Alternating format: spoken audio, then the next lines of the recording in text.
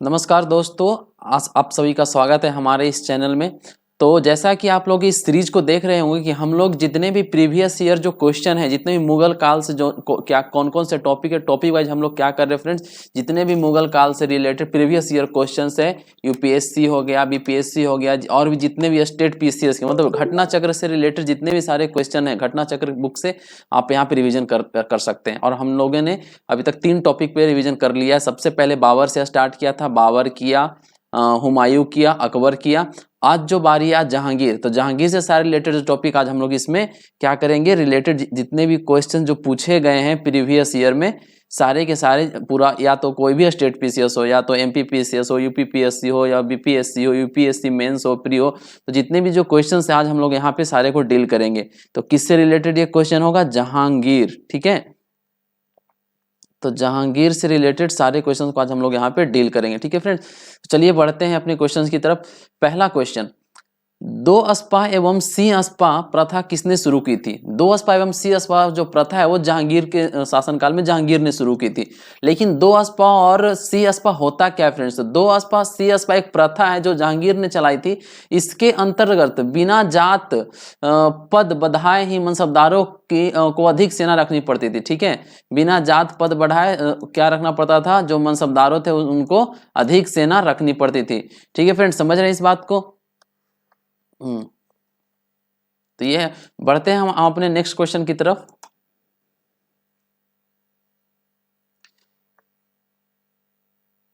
Next question ये है कि मुगल मनसबदारी व्यवस्था के संदर्भ में निम्न कथनों पर विचार कीजिए। कि मुगल जो मनसबदारी व्यवस्था था उसके संदर्भ में क्या क्या कथन है उसके बारे में विचार करना है।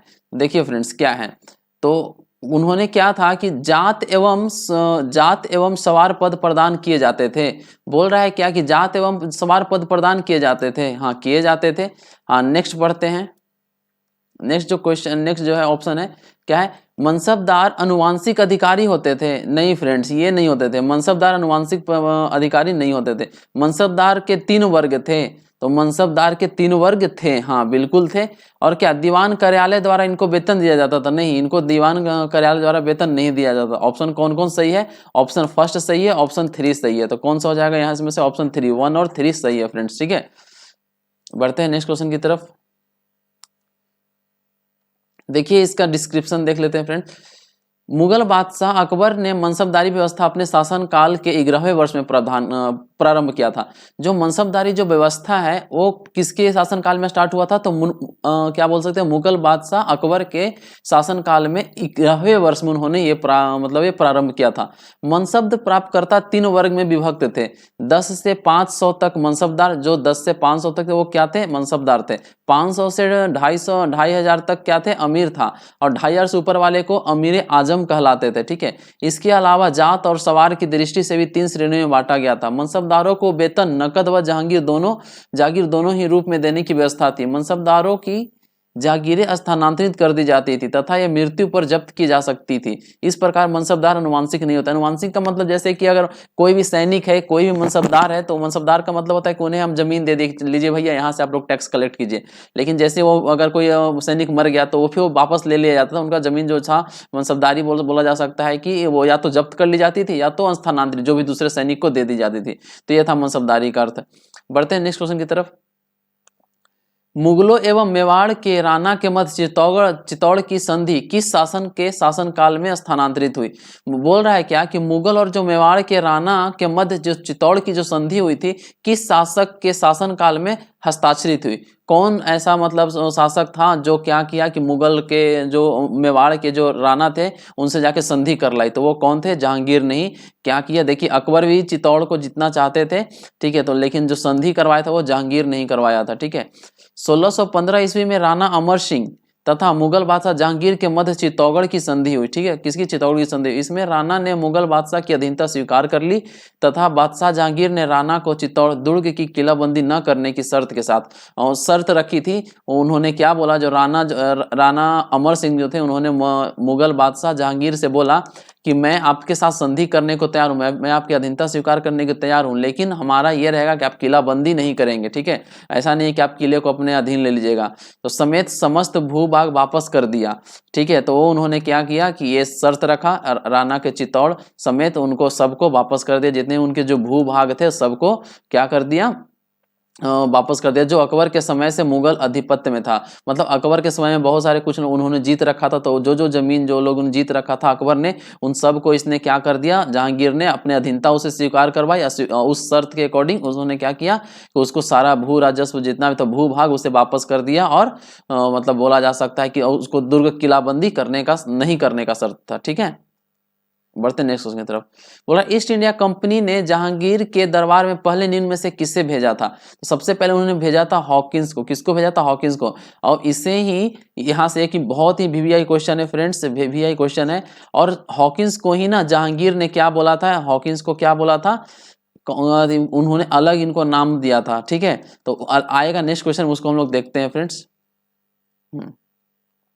इंग्लिश खां की उपाधि दी थी, आप लोग ऐसे याद रखेंगे। विलियम हॉकिंस 1608 से 1611 ईस्वी जहांगीर के दरबार में ईस्ट इंडिया कंपनी द्वारा भेजा जाने वाला प्रथम अंग्रेज राजदूत तथा ईस्ट इंडिया कंपनी के प्रतिनिधि के रूप में मुगल दरबार में उपस्थित होने वाला पहला अंग्रेज था। यह शाही दरबार में 3 वर्ष तक रहा। सम्राट जहांगीर ने उसे 400 का मनसब प्रदान किया था।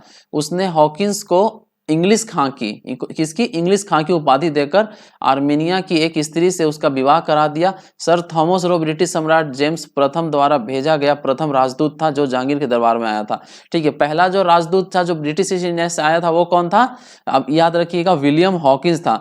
लेकिन जो वहां का जो क्या बोलते हैं, जो प्रथम अगर बोला जाए प्रथम राजदूत, लेकिन वो किसके द्वारा भेजा गया था, ब्रिटिश सम्राट जेम्स द्वारा, ठीक है। ब्रिटिश सम्राट अगर जेम्स द्वारा अगर प्रथम द्वारा जो अगर राजदूत भेजा गया तो उसका नाम क्या था, थॉमस रो। आएगा नेक्स्ट क्वेश्चन, उसे देखेंगे। निम्नलिखित में से कौन जहांगीर के दरबार में ब्रिटिश शासक जेम्स प्रथम का राजदूत था। तो जेम्स प्रथम का राजदूत कौन था, कौन था, अभी जैसे हमने देखा था कौन था। देखिए इसमें ऑप्शन है ही नहीं, कौन था, थॉमस रो ना। तो यहाँ पे सर थॉमस रो तो है ही नहीं ऑप्शन में। विलियम हॉकिंस ये तो नहीं था, ये ब्रिटिश ईस्ट इंडिया की। ये ऑप्शन तब सही हो सकता था जब यहाँ पे जेम्स प्रथम न हो के अगर पूछता कि ब्रिटिश ईस्ट इंडिया की प्रथम राजदूत कौन आया था तो विलियम हॉकिंस हो सकता था, लेकिन यहाँ पे नहीं है। पेट्रा डी विला है, एडवर्ड टेली है, विलियम फिंच, इसमें 4 ऑप्शन से कोई नहीं। देखिए इसीलिए ऑप्शन यहाँ पे ये क्वेश्चन गलत पूछा गया था। यूपी पीएससी का 2013 में क्वेश्चन था, ऑप्शन ही नहीं था सही। देखिए ये हमारा बीपीएससी का प्री का क्वेश्चन है 1995 का। देखिए ये क्वेश्चन सही है। निम्नलिखित अंग्रेज में से किसे जहांगीर ने खान की उपाधि दी थी। मतलब या इंग्लिश खां बोलिए आप लोग, तो किसको दी थी, हॉकिंस को। कहीं पे खान लिखा रहेगा, कहीं पे इंग्लिश खां लिखा रहेगा, कहीं पे इंग्लिश खान लिखा रहेगा, तीनों एक ही है। तो आप लोग इस क्वेश्चन में प्रॉब्लम नहीं होना चाहिए, इस क्वेश्चन को आप लोग यही टिक मारेंगे। नेक्स्ट क्वेश्चन की तरफ बढ़ते हैं।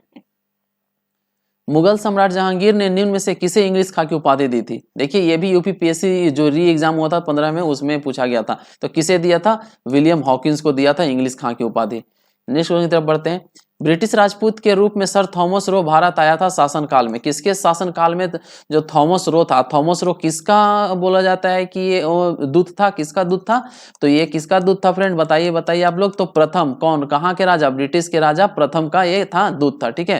तो किसके काल में आया था, जहांगीर के काल में आया था। अगर ब्रिटिश ईस्ट इंडिया कंपनी का अगर राजदूत पूछे तो वो कौन आया था, वो विलियम्स हॉकिंस आए थे, ठीक है, जिसे जहांगीर ने इंग्लिश खां की उपाधि दी थी। देखिए नेक्स्ट क्वेश्चन फिर से आ गया वही। इंग्लैंड के जेम्स प्रथम के राजदूत पर सर थॉमस रो किस वर्ष भारत आए थे। तो भारत आए थे किस वर्ष, 1615 ईस्वी में। यहाँ से एक बहुत ही इंपॉर्टेंट क्वेश्चन आता है फ्रेंड, इसको भी आप लोग मान लीजिएगा, इसको अच्छे से याद कर लीजिएगा कि जो इंग्लैंड के जेम्स प्रथम के जो राजदूत थे कौन थे, सर थॉमस रो। कौन थे, सर थॉमस रो। वो जहांगीर के काल में आए थे, भारत आए थे। कब आए थे, 1615 ईस्वी में। लेकिन उन्होंने 1616 ईस्वी में वो जहांगीर से मिले। 1615 ईस्वी में आए तो थे लेकिन जहांगीर से मिल नहीं पाए। तो 1616 ईस्वी में उन्होंने जहांगीर से मिला। किससे, जहांगीर से, जहांगीर से मिला। और कहां मिला था, अजमेर में। कहां, अजमेर में उन्होंने मिला था, ठीक है फ्रेंड। ये बिल्कुल याद रखिए, बहुत इंपॉर्टेंट क्वेश्चन है। 1615 में आया था, 1616 में अजमेर में इनके साथ रहा और 3 वर्ष तक यहाँ इनके साथ रहा वो, ठीक है। बढ़ते हैं नेक्स्ट क्वेश्चन की तरफ। देखिए सर थॉमस रॉस 1615 1619 1615 में वो आया था। 18 सितंबर 1615 में वो सूरत पहुंचा। कहाँ? 18 सितंबर 1615 में वो सूरत पहुंचा। और जनवरी 1616 में वो अजमेर में जहांगीर के दरबार में उपस्थित हुआ। समझिए 18 सितंबर को 1615 में आया तो, लेकिन वो जनवरी 2016 में वो किससे? जहांगीर से मिला। और कब मिला? कहाँ मिला? अजमेर में। उसे बादशाह के साथ मांडू, अहमदाबाद तथा अजमेर जैसी अनेक स्थान पर जाने का अवसर मिला, उनको अपॉर्चुनिटी मिला। वह बादशाह के साथ शिकार खेलने भी गया। वह आगरा में 1 वर्ष तक रहा। ठीक है। और वो फाइनली यहाँ से कहाँ कब गया? 1619 ईस्वी में वापस गया। भारत में इंग्लैंड का कौन सा दूत जहांगीर के पीछे अजमेर से मांडू तक आया था? कौन? एक ही को तो मौका मिला था। किसको? थॉमस रॉ को। यही तो था जो 15 में आया, 16 में अकबर से जहांगीर से मिला। कहाँ पे मिला? अजमेर में मिला। और उसके साथ साथ वो कहाँ कहाँ? अजमेर, मांडू, अहमदाबाद, इस सब जगह उन्होंने भ्रमण किया। नेक्स्ट क्वेश्चन तरफ बढ़ते हैं। किसी चीज का थ्योरी याद रखिएगा, उससे आपको रिलेटेड 3-4 क्वेश्चन मिल जाएगा। देखिए अभी भी वही क्वेश्चन है। जहांगीर ने थॉमस रॉ को कहाँ मिलने का अवसर दिया था? कहाँ मिलने का अवसर दिया था? अजमेर में।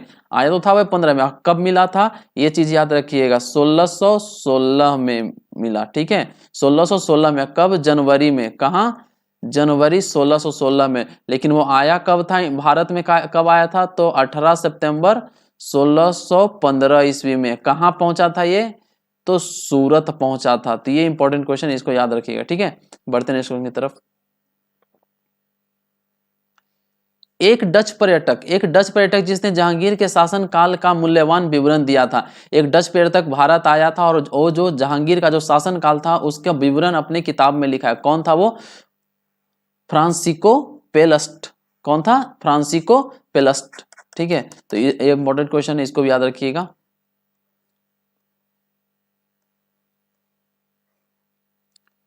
नेक्स्ट जो क्वेश्चन है, निम्न विदेशी यात्रियों में से किसने जहांगीर के शासनकाल में भारत की यात्रा की थी? भारत की यात्रा करने वाले निम्न विदेशी यात्री। देखिए 2 विदेशी यात्री थे। एक तो मैंने बताया डच। एक कौन थे? डच, जिसका अभी ऊपर हम लोगों ने आंसर दिया। कौन था? ये फ्रांसिस्को पलस्ट। ठीक है, ये एक और था जो अंग्रेजी का मतलब बोला जा सकता है, अंग्रेज यात्री भी था। अंग्रेज यात्री कौन था? अभी देखिए मैं अंग्रेज यात्री के बारे में बताता हूँ। नेक्स्ट क्वेश्चन आने वाला है, वो आएगा ही, नहीं आएगा तो मैं उसको ऊपर से ही बताता हूँ। यहाँ से देखिए पीटर मुंडी। एक कौन था? पीटर मुंडी ब्रिटेन का यात्री था जो शाहजहां के समय आया था। निकोलो मनुची इटली का यात्री था। देखिए निकोलो मनुची कौन था? इटली का यात्री था। देखिए और इसके जहांगीर के काल में कौन आया था? तो जहांगीर के काल में कहाँ का? डच से यात्री आया था। कौन सा? फ्रांसिस्को पलस्ट। ठीक है, और अगर शाहजहां में पूछे कि शाहजहां में कौन आया था, तो ब्रिटेन का यात्री पीटर मुंडी आया था। और इटली का यात्री कौन? निकोला आया था, जो उत्तराधिकारी के युद्ध के समय भारत आया। विलियम हॉकिंस जहांगीर के समय भारत आया था। फ्रांसिस्को पेलस्टर कब? डच पर्यटक था जो जहांगीर के समय भारत आया। इसने अपनी पुस्तक, कौन सी पुस्तक था? रेमोन्स्ट्रेंटाइन। कौन सा? रेमोन्स्ट्रेंटाइन में जहांगीर के समय का अद्भुत विवरण लिखा है। जहांगीर के शासनकाल का उन्होंने विवरण लिखा है। कौन से बुक में? रेमोन्स्ट्रेटिव बुक में बोल सकते हैं, रेमोन्स्ट्रेंटाइन बुक में लिख सकते हैं। ठीक है, किस मुगल शासक का मकबरा भारत में नहीं है? भारत का मकबरा 2 शासक का नहीं है, एक जहांगीर और एक बाबर। बाबर को काबुल बहुत पसंद था क्योंकि ये काबुल से ही आया था। जैसा मैंने, अगर आप लोगों ने बाबर का पूरा लेक्चर कंप्लीट किया होगा, वो वीडियो देखा हो तो उसमें पता चल गया होगा कि बाबर का मकबरा कहाँ है? काबुल में। काबुल से काफी बेहद पसंद था, इसलिए इसका मकबरा काबुल में है। और जहांगीर का कहाँ है? लाहौर में। जहांगीर का कहाँ है? लाहौर में मकबरा है। जो कल भी हम लोगों ने प्रीवियस लेक्चर जब कर रहे थे हम लोग, तो वहां पे बात किए थे। एक क्वेश्चन आया था जहां पे पूछा था कि जहांगीर का, औरंगजेब का, हुमायूं का, सबका लिखना है तो कहाँ पे लिखना था। ठीक है, बढ़ते नेक्स्ट क्वेश्चन की तरफ। तो इसमें बी और डी दोनों सही है। यूपीपीएससी 1991 में पूछा गया, तो इसमें ऑप्शन बी और डी दोनों सही था। इसके बदले मार्क्स दिया गया था उस टाइम। बढ़ते हैं नेक्स्ट क्वेश्चन की तरफ। सम्राट जहांगीर को कहाँ दफन किया गया? जहांगीर को कहाँ दफन किया गया? अभी मैंने बताया, कहाँ? लाहौर में दफन किया गया, ऑप्शन सी। नेक्स्ट क्वेश्चन बढ़ते हैं। निम्नलिखित में से किसका मकबरा भारत के बाहर स्थित है? भारत के बाहर किसका? जहांगीर। कहाँ? लाहौर में। ठीक है, ऑप्शन डी। बढ़ते हैं नेक्स्ट क्वेश्चन की तरफ। मुगल चित्रकला किसके राज्य काल में अपनी परम काष्ठा पर पहुंची? देखिए ये बहुत ही इंपॉर्टेंट क्वेश्चन। इसे यहाँ से इस क्वेश्चन को घुमा फिरा के 2-3 क्वेश्चन पूछा था। इसको वीवीआई नोट कर लीजिएगा। जिसको मैं वीवीआई बोला उसको बिल्कुल अच्छे से याद कीजिएगा। ठीक है, देखिए आईएएस प्री 1996 में पूछा हुआ आईएएस के क्वेश्चन है ये। ठीक है, तो ये जहांगीर के काल में, जहांगीर फ्रेंड्स क्या है, जहांगीर के काल में ना सबसे ज्यादा चित्रकला आपने दम बोल सकते हैं अपर लेवल पे था, बहुत दम ऊंचे स्तर पे पहुंच चुका था। सबसे ज्यादा चित्रकला इसी के शासन काल में हुआ था। ठीक है फ्रेंड्स, पढ़ते हैं नीचे। बोल रहा है मुगल चित्रकला किसके नेतृत्व में अपने शीर्ष बिंदु पर था। अभी मैंने जस्ट ही बताया जहांगीर के शासनकाल में। ये देखिए 65वीं जो पिछले साल मतलब पिछले के पिछले साल 65वीं जो बीपीएससी प्री हुआ था उसमें ये पूछा हुआ क्वेश्चन है फ्रेंड, देख रहे हैं ना। जहांगीर के शासनकाल मुगल साम्राज्य मुगल चित्रकला किसके नेतृत्व में अपने शीर्ष बिंदु पर था, तो जहांगीर के। ऑप्शन ए, इसको बिल्कुल VVI क्वेश्चन है फ्रेंड्स, ये बहुत बार पूछा गया है। निम्नलिखित चित्रकारों में से किसे जहांगीर ने नादिर उज जमा की पदवी दी थी। देखिए ये बहुत इंपॉर्टेंट क्वेश्चन है। जहांगीर ने दो उपाधि दी थी, एक बोला था नादिर उज जमा, एक मिला था नादिर उज अर्स, ठीक है, नादिर उज अर्स। तो नादिर उज जमा जो था अबुल हसन को दिया गया था। किसको दिया गया था? अबुल हसन को। एक और था जिसका क्वेश्चन नेक्स्ट आने वाला, उसमें उसको डिस्कशन किया जाएगा। तो ये बहुत इंपॉर्टेंट क्वेश्चन है फ्रेंड्स, इसको याद रखिएगा। जहांगीर कालीन निम्नलिखित में से किस एक चित्रकार को नादिर उल असर, नादिर उल अस, देखिए नादिर उल अस किसको दिया गया था? मंसूर को दिया गया था। अभी हमने वो क्या पढ़ा था ऊपर में, देखिए दोनों यूपीपीएससी मेंस का क्वेश्चन है, ये 2013 में पूछा गया था यूपीपीएससी मेंस में कि नादिर उज जमा पदवी किसको दिया गया था। ये चित्रकार था अबुल हसन। किसको? अबुल हसन। और ये कैसी चित्रकला करता था? तो ये मानव का मतलब चित्र बनाता था, ठीक है। और नादिर उल असर की अगर हम बात करें तो ये किसकी चित्र बनाता था? ये पंछियों का चित्र बनाता था। ये किसको दिया गया था? ये उपाधि मंसूर को दिया गया था। Option D. बढ़ते हैं नेक्स्ट क्वेश्चन की तरफ। ये 2014 में पूछा था, यूपीपीएससी मेंस 2014 में पूछा गया था। नेक्स्ट क्वेश्चन की तरफ पढ़ते हैं। देखिए बोला जहांगीर के दरबार में पक्षियों का सबसे बड़ा चित्रकार, जैसे अभी मैंने बताया पक्षियों का सबसे बड़ा चित्रकार कौन था? मंसूर। कौन था? मंसूर है, जिसे ही बोला था नादिर अज अर्स, ठीक है। और अगर पूछे आपसे कि नहीं मानव का सबसे बड़ा चित्रकार कौन था, तो वो कौन था?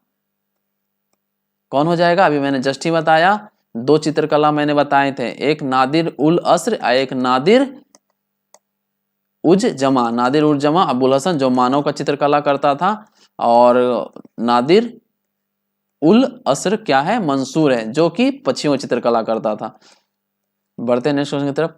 निम्नलिखित मुगल बादशाहों में किसने अपनी आत्मकथा फारसी में लिखी? ठीक है, अपनी आत्मकथा को फारसी में किसने लिखवाया था? तो जहांगीर ने। अकबर ने कैसे लिखवाया था? पिछले लेक्चर में मैंने बात किया था, अकबरे वो मतलब तुजुके अकबरी है ना, वो सब तुजुके बाबरी, उसमें तुर्की भाषा में लिखा था। बाबर ने अपनी आत्मकथा तुर्की लैंग्वेज में लिखाया था।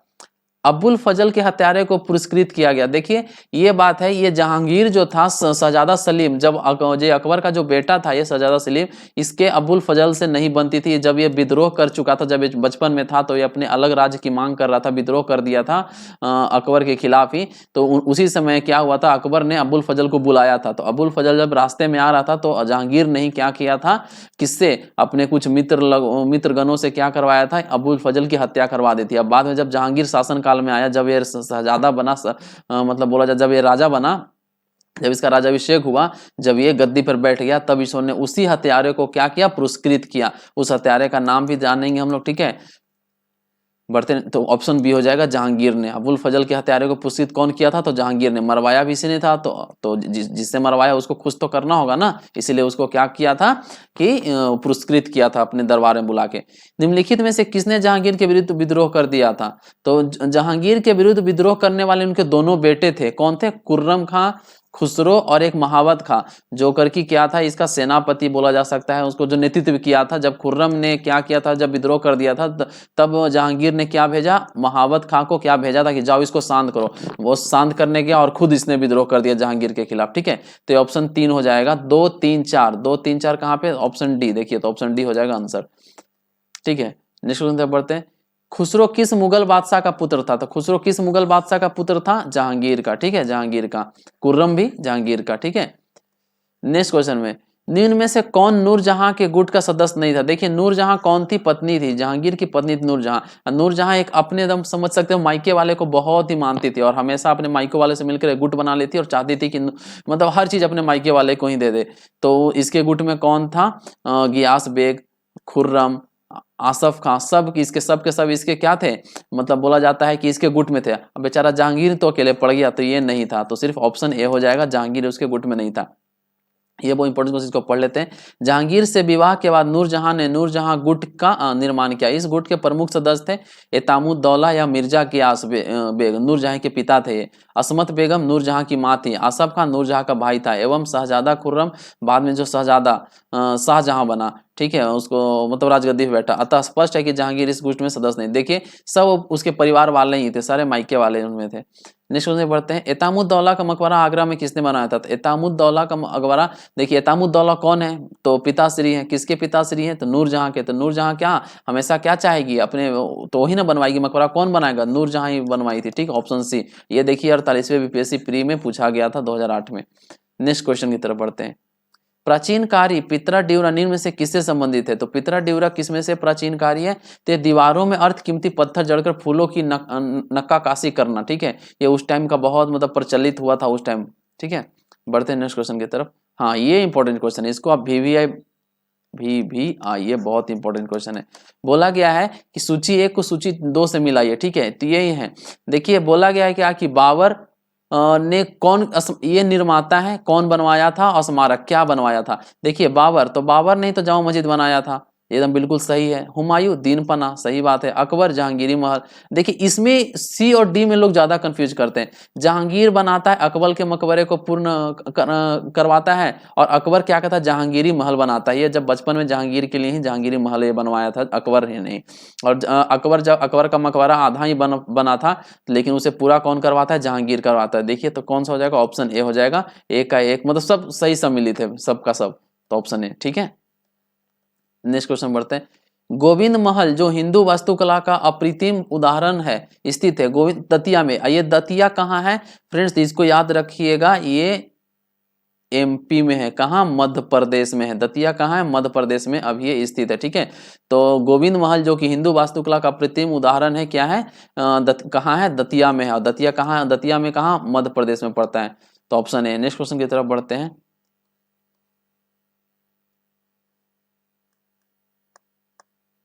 तो नेक्स्ट क्वेश्चन है हमारा,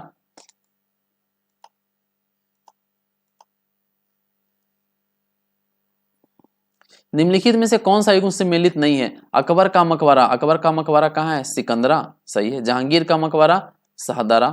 शेख सलीम चिश्ती का मकबरा फतेहपुर सीकरी, सही है। शेख निजामुद्दीन औलिया का मकबरा, शेख निजामुद्दीन औलिया का मकबरा अजमेर नहीं है, ये कहाँ है फ्रेंड? दिल्ली है। कहाँ है? दिल्ली है। ठीक है, ये इस जहांगीर का मकबरा है वो कहाँ? लाहौर में ही है, वो शाहदरा लाहौर में ही है, अफगान की तरफ है। ठीक है, ये लाहौर में ही है, इसमें आपको कंफ्यूजन नहीं होना है। फतेहपुर सीकरी शेख सलीम चिश्ती का मकबरा, जहाँ अकबर हमेशा जाया करता था। ठीक है, और ये जगह अकबर को काफी पसंद था, पिछले लेक्चर में हम लोग बात किए थे।